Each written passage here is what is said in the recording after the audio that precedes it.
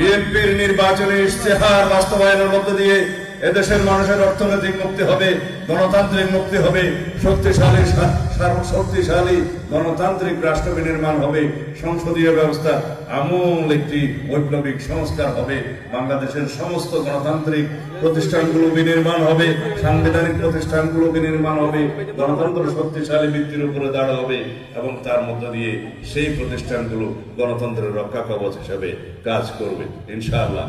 সেই রকম একটি নির্বাচনী ইশতেহার আমরা প্রণয়নের প্রায় শেষ পর্যায়ে আছি। আগামী কয়েকদিনের মধ্যে ইনশাআল্লাহ আমরা আমাদের নির্বাচনী ইশতেহার প্রকাশ করতে পারবো তফসিল ঘোষণার পরে। তারপর আপনারা সেই নির্বাচনী ইশতেহার দেখবেন। সেই ইশতেহারে থাকবে দেশের মানুষের মুক্তির লক্ষ্যে সমস্ত ধরনের বক্তব্য। আগামী দিনে বিএনপির নির্বাচনী ইশতেহার হবে এদেশের মানুষের মুক্তির সনদ, গণতন্ত্রের মুক্তির সনদ, বাংলাদেশের অধিকার বাস্তবায়নের সনদ।